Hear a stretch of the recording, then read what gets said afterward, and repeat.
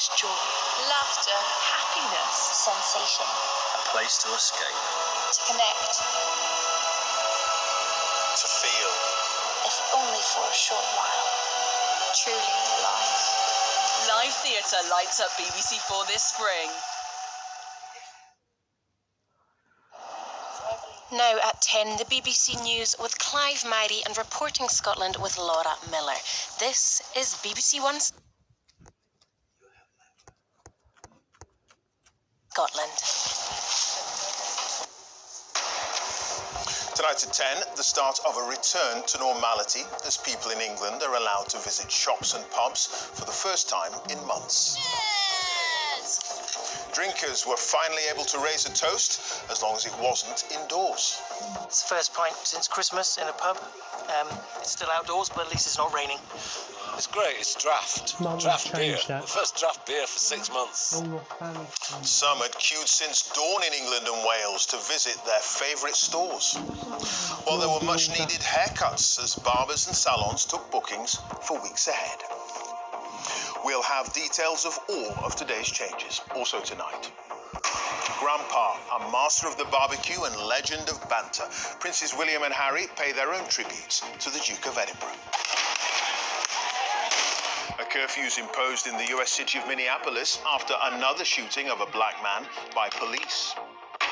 The government orders an independent investigation into David Cameron's lobbying of ministers on behalf of a finance company. And a trailblazing politician tributes to Shirley Williams, who's died at the age of 90. And on Reporting Scotland, thousands of secondary school pupils head back to full-time lessons in class. That is the target for all over 50s to get their first dose. NEARS will assess how the vaccination rollout is progressing.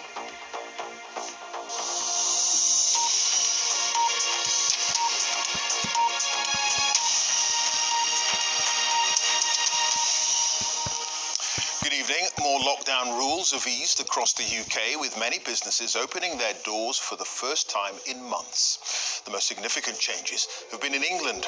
Restaurants and pubs can now serve people outside, while all shops, hairdressers, beauty salons, gyms and outdoor attractions like zoos and theme parks can also resume business. Wales has also reopened stores and remaining pupils have gone back to school. Restrictions on travelling across the border have also eased. In Scotland, all students except those who are shielding have now returned to the classroom.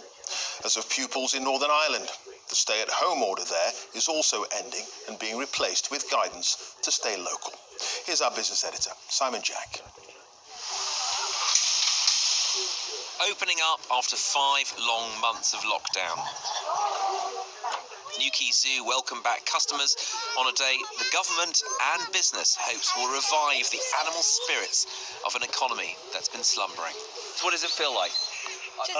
Like we just got out of prison. It's amazing to be out. You've got more freedom to see people now and you don't just feel so sort of cooped up really, so it's definitely a big sort of weight off your shoulders. The zoo was on the edge of bankruptcy last year and had to close its sister site in Devon, so today's visitors were very welcome. It's hugely important for us. All the way through, we've had people in, we've had the animals to look after, and we've had no income to do that. So having our guests back in today and having them here enjoying the zoo, as well as bringing an income in so that we can move forward again as a business, is fantastic. Great news too for a very hard-hit hospitality sector. A cool outdoor terrace got a very warm welcome from customers. Cheers! The first draft beer for 6 months. Yeah. It's just going to be lovely to get some proper fresh air and a bit of freedom. Owner Sally Pickles says it's an important first step on the road to recovery. The customers want us to be open, the staff are ready to come back. I think it's just something that we have to start and just see what happens. We just hope that this is us open, and then in May we'll be fully open and there'll be no looking back. Today's clearly a massive moment for the national mood and for the economy. But remember, 60% of hospitality venues have no outside space, and the ones that do may be running at a loss. So what's next is key. Now, the government says it doesn't want COVID certificates or passports in everyday life, but hospitality chiefs worry they'll be offered two different ways of losing money: half-empty venues without certificates, or full ones with them, but the additional cost and staff to check them. Too cold for an outdoor swim? Indoor pools and gyms can now reopen. Different sectors will see different demand. It's been a cautious return at this holiday park. 600 people arriving out of a normal 3,000 at this time of year. But John Hyatt expects numbers to grow. This year, what we've seen, even throughout the last few months, is a huge amount of confidence from our guests in the bookings and inquiry stage, where either they've had their vaccine, they've got their vaccine appointment through, and they're almost the first or second phone call they're making to us is to reserve their holiday. There's a lot of confidence out there. We are a long way from an economy firing on all cylinders, but today has been an important step down what the government, customers and businesses hope is an irreversible road to recovery. Simon Jack, BBC News, UK. Well, shoppers have returned to high streets across England and Wales as non-essential stores were allowed to open for the first time in months. There were long queues from early this morning outside some shops. This from our business correspondent, Emma Simpson. It's been a long time coming. High streets emerging from hibernation, like Manchester.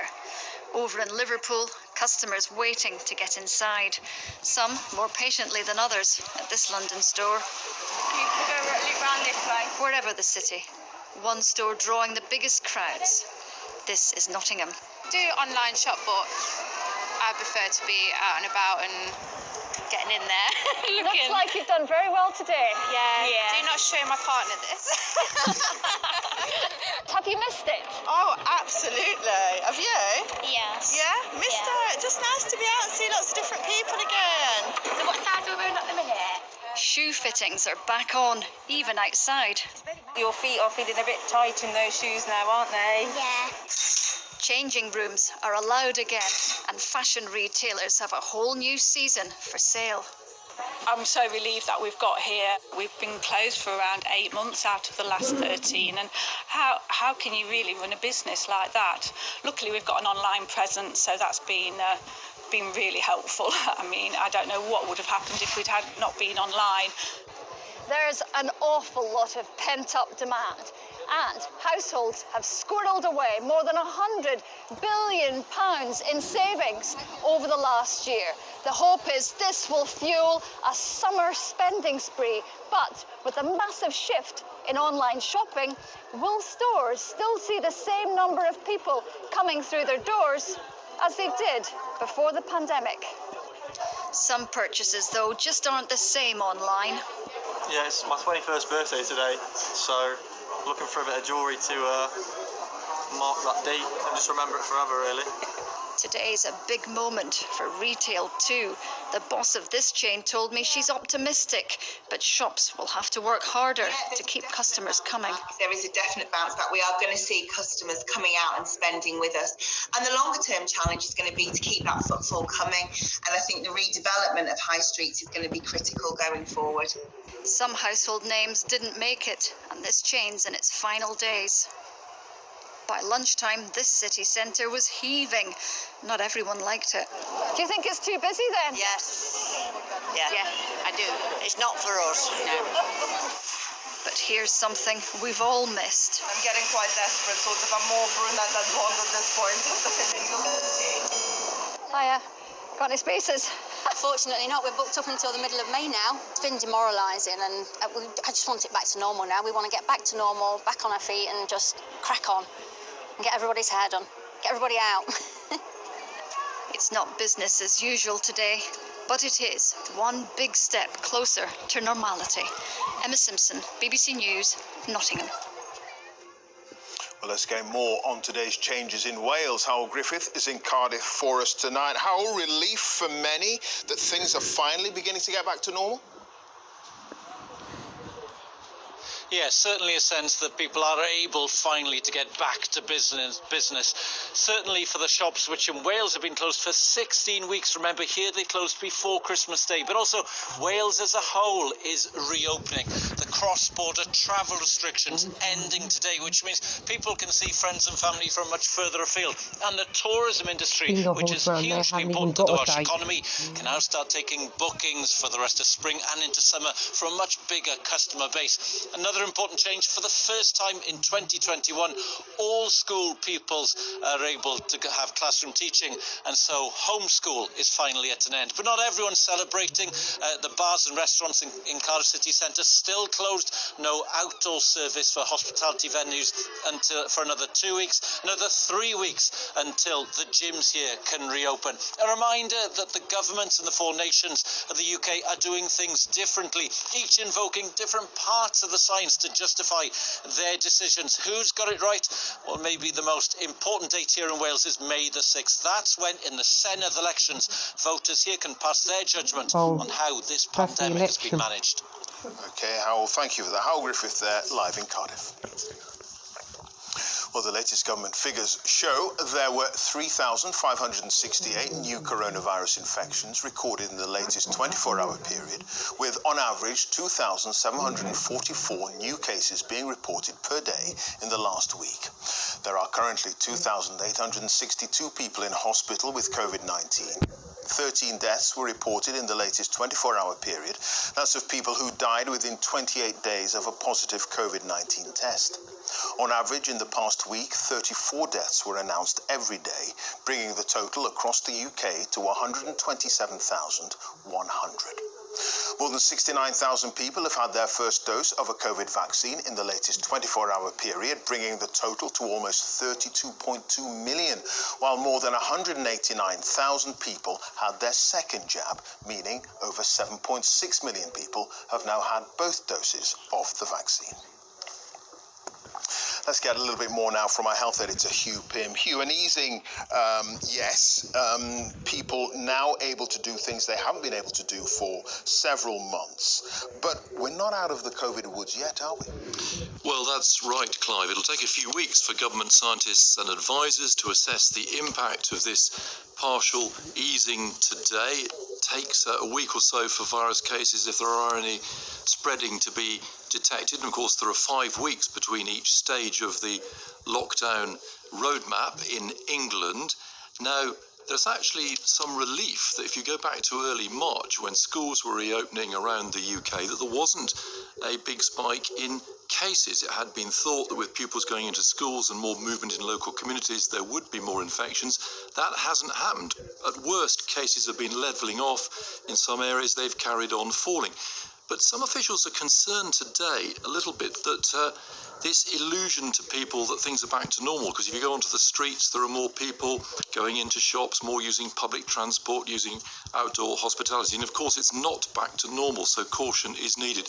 And there's a reminder tonight of the threat still there, with news that in certain parts of South London, there'll be more surge testing because of more cases of the South African variant. Okay, Hugh, many thanks. Hugh Pym, our health editor. Now, Princes William and Harry have paid separate tributes to their grandfather, the Duke of Edinburgh. William described Prince Philip as an extraordinary man from an extraordinary generation. Harry wrote of him as a master of the barbecue and legend of banter. Here's our royal correspondent, Nicholas Witchell. He was there for them at their moment of greatest anguish, walking with the young William and Harry behind the coffin of their mother after her death in a road accident. And the bond between the grandfather and the grandsons on whom so many hopes rested was a deep one. In his statement, William says he feels fortunate to have had his grandfather's enduring presence to guide him through good times and the hardest days. He recalled the special memories his own children will have of their great-grandpa coming to collect them in his carriage. And then William says this: Catherine and I will continue to do what he would have wanted and will support the Queen in the years ahead. I will miss my grandpa, but I know he would want us to get on with the job. Harry speaks of his grandfather's unparalleled devotion to the Queen. He'd been a man of honour and great humour, master of the barbecue, legend of banter, and cheeky right to the end. Harry finished by saying this: "Grandpa, thank you for your service, your dedication to Granny, and for always being yourself. You will be sorely missed, but always remembered by the nation and the world."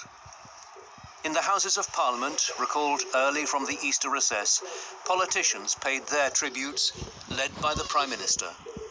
Though I suspect, Mr. Speaker, that he might be embarrassed or even faintly exasperated to receive these tributes, he made this country a better place.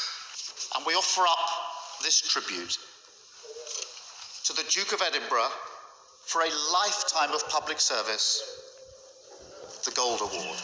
In the Scottish Parliament in Edinburgh, tributes to the Duke were led by the First Minister, Nicola Sturgeon. And of course, he faced the additional challenge of being the husband of a powerful woman at a time when that was even more of an exception than it is today. That reversal of the more traditional dynamic was highly unusual in the 1940s, 50s and 60s, and even now isn't as common as it might be. A virtual session of the Welsh Parliament heard from the First Minister, Mark Drakeford. To have lived such a life at the centre of world events, and in a way which made almost every experience of public rather than simply private interest, makes it even more remarkable still. And that was the life of the Duke of Edinburgh. And at Stormont in Northern Ireland, tributes were paid across the political divide. He redefined the role of a royal, working with hundreds of different causes and organisations with younger people, service and driving British innovation at the centre of his efforts. I acknowledge that the Queen and Prince Philip and their family were directly impacted by the conflict and regrettably endured sorrow and pain.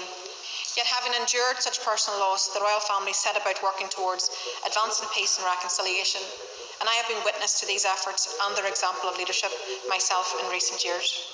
He'd stepped onto the national stage before most of today's political leaders were born. Today, they spoke out in their appreciation of him. Nicholas Witchell, BBC News. The government's announced an independent review into David Cameron's lobbying of ministers on behalf of the finance company Greensill, which collapsed last month. He's under scrutiny over the way he gained access to ministers when employed by the company. Mr. Cameron says he broke no rules, but admitted he had lessons to learn over the way he'd communicated with members of the government. Our political editor, Laura Koonsberg, has more details. Decisions made behind Whitehall's closed doors affect millions of us and billions of pounds. So there's big business in using contacts and conversations to persuade those with power to act. Lobbying is allowed, but look who once warned it could go badly wrong. I'm talking about lobbying, and we all know how it works. The lunches. As an eager opposition leader, he was worried. The ex-ministers and ex-advisors for hire, helping big businesses find the right way to get its way. The concerns about him, though, now. There was no sign of the former Prime Minister at his Oxfordshire home today, but plenty of attention on his behaviour, texting the Chancellor, emailing officials, arranging a drink with the Health Secretary. No sign of him in London either, after his work promoting a bank that's now collapsed has been revealed. Greensill Capital was in this anonymous London office block, and the boss here advised the government during David Cameron's time in charge. But the roles reversed, and at the start of the pandemic, the former Prime Minister appealed to former colleagues to try to get Greensill involved in emergency government-backed loans. One of those he tried to lobby told me it was classic casual Cameron. The former Prime Minister is adamant he didn't break any rules, but a senior lawyer's been appointed to investigate exactly what happened, and it's prompted a wider conversation about whether those rules really work at all. So what is allowed? Well, when ministers leave office, they are prohibited from lobbying government for 2 years. To take any job during that time, they have to tell an independent committee who checks whether it's appropriate, to avoid the suspicion of reward for past favours or the risk of them improperly exploiting privileged access. But it's nearly 5 years since David Cameron left office. Are the rules tight enough? Public office should not become the platform for private gain. And I don't really think former ministers and former prime ministers should be engaged in lobbying for particular commercial companies when they're lobbying their successors. Labour claims the investigation might be a cover-up and is pushing for answers about how current ministers responded. But some Tories also believe clearer rules are needed.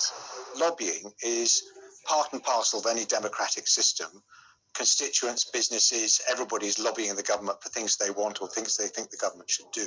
The question is, when there are conflicts of interest, how do officials and ministers in government respond? And there isn't nearly enough conversation about this. It's got much too casual. In theory, there's nothing wrong with trying to change the government's mind. But how that's done in practice matters to how those acting on all our behalf decide. Laura Kunzberg, BBC News, Westminster. There have been protests in the US city of Minneapolis after a young black man was shot dead by police. Minneapolis is where the trial of the officer accused of killing George Floyd is taking place. In this latest incident, a 20-year-old man died after crashing his car, having been shot by an officer moments before. Investigators say the police officer thought she was using her taser. Our correspondent, Barbara Plett-Usher, is live in Minneapolis for us tonight. Barbara. Clive, city officials are saying that this shooting, which may have been a tragic mistake, could not have happened at a worse time given the tensions over the George Floyd case. Police here have been reinforcing their station all day after the protests that took place last night. And the mayor of Minneapolis has called a state of emergency and issued an order for a curfew later tonight. The president, Joe Biden, has spoken. He says he knows that the pain, the anger, the trauma, they're real, but that does not justify looting and violence. So this is an evolving situation. But here is the latest.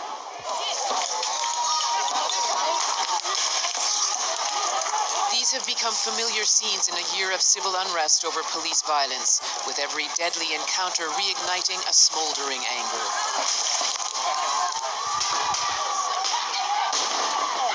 There's a standoff between police and protesters here. Smoke bombs have been fired, tear gas have been fired after a shooting, another police shooting of a black man in Minnesota. That man was Daunte Wright, 20 years old, of mixed race. With the city already on edge over the trial of the George Floyd killing, police moved quickly to release footage from the camera worn by the officer involved in the shooting. It shows that Mr. Wright was pulled over for a minor offense. That escalated when police decided to arrest him on a previous warrant. He tried to run, but then a fatal mistake, the police chief said. The officer, while struggling with Mr. Wright, shouts, "Taser, taser." During this encounter, however, the officer drew their handgun instead of their taser. It is my belief that the officer had the intention to deploy their taser, but instead shot Mr. Wright with a single bullet. This appears to me, from what I viewed and the officer's reaction and distress immediately after, that this was an accidental discharge. In the moments before this tragedy, Mr. Wright's mother had been on the phone with him. A minute later, I called and his girlfriend answered, which was the passenger in the car, and said that he'd been shot. And she put it on the driver's side, and my son was laying there lifeless. And then I said, "Where are you?" And she said, "I don't know." During the unrest that followed, some shops were looted, a reminder of the property damage after George Floyd's death last year. The prosecution is wrapping up its case in that trial. There's concern about what sort of fallout the verdict might trigger, and questions about whether it will impact the way police operate in America. Barbara Plett-Usher, BBC News, Minneapolis. The foreign ministers of all the G7 countries, including the United States, Britain and France, have condemned an increase in Russian troop numbers near its border with Ukraine. The joint declaration comes as Ukraine says